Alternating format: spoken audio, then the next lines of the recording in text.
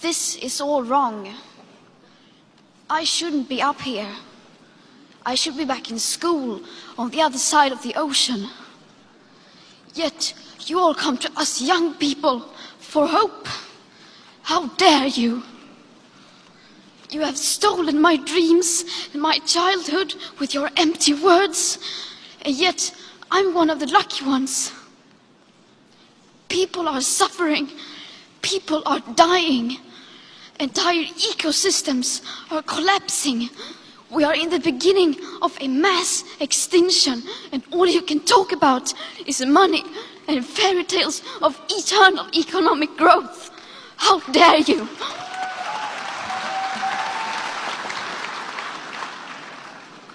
So I was wondering whether you thought climate change could be an issue that could unite us all on left and right, moving us beyond debates about C16 to discussions at the UN at Katowice next month, where perhaps humanity might finally discover its global map of meaning. No.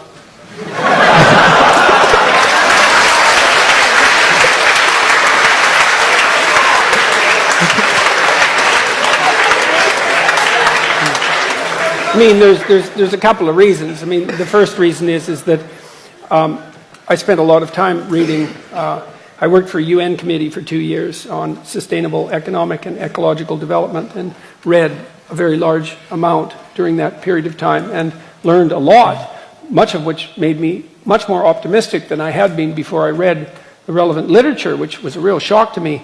But the climate change issue is an absolutely catastrophic, nightmarish mess, and the idea that that will unite us is that's not going to unite us. I mean, first of all, it's very difficult to separate the science from the politics, and second, even if the claims, the more radical claims, are true, we have no idea what to do about it. And so, no. And besides, it's even worse than that. Here's one of the worst things about the whole mess is, so as you project outwards with regards to your climate change projections, which are quite unreliable to begin with, and the unreliability of the measurement magnifies as you move forward in time, obviously, because the errors accumulate. And so if you go out 50 years, the error bars around the projections are already so wide that we won't be able to measure the positive or negative effects of anything we do right now. So how in the world are you going to solve a problem when you can't even measure the consequence of your actions? Like, how is that even possible?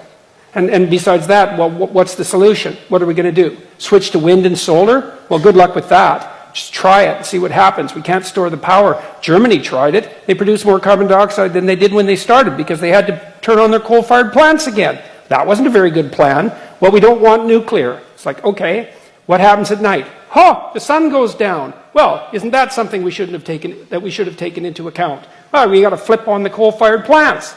Well, so it was a complete catastrophe, and all that happened was the price of electricity shot up. There's like zero utility. So that's not a solution. So what are we going to do about it?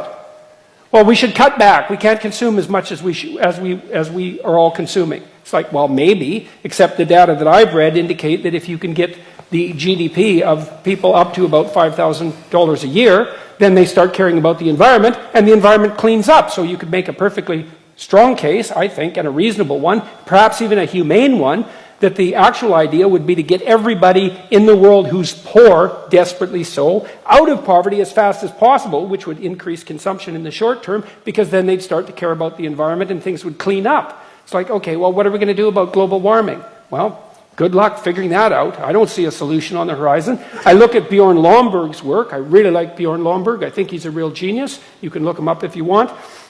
He took the UN millennial goals. There's 200 of them. That's way too many goals if you're serious about goals, by the way, because 200 goals isn't a plan. It's a wish list. You have to prioritize. I'm serious. You have to prioritize. But they won't prioritize because each of the goals has its constituents. And if you prioritize, then you irritate the constituents. But if you don't prioritize, then you can't implement the plan. So what Lomborg did was gather a teams of economists, multiple teams, some of whom were Nobel Prize-winning economists. He had them assemble teams. He had them rank order development goals in terms of their return on investment, all of the teams. Then he averaged across the teams and came up with a final list. And addressing global warming wasn't even on the list. The most fundamental he wrote a book called How to Spend $75 Billion to Make the World a Better Place, and that's not very much money on a global scale. Almost everything that he recommended had to do with increased child nutrition in developing countries. It's like, these things are complicated, man. These are complicated. It's like, well, let's fix global warming. It's like, okay, well, good luck with that.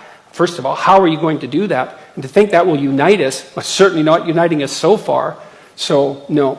And it's the kind of low-resolution thinking that just gets us absolutely nowhere. I like what Lomborg did way better. I think it's way more intelligent.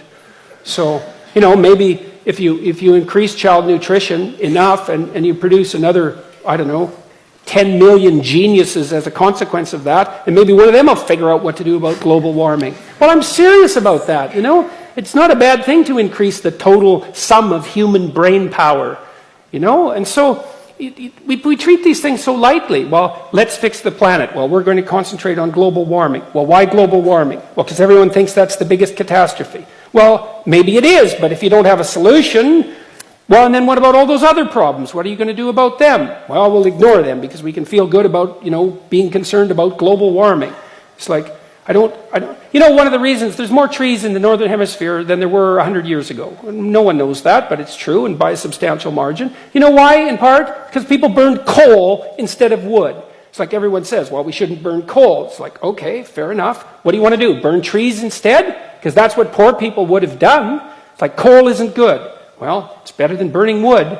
So these things are complicated. So they're unbelievably complicated. And so, no, it's not going to unite us. And we're not going to do a damn thing about it either. So it doesn't really matter. So, well, what are we going to do? You're going to stop, like, having heat? You're going to stop having electricity? You're going to stop driving your cars? You're going to stop taking trains? It's like, you're going to stop using your iPhones? You're not going to do any of that. And no wonder. So, no. Thank you for that.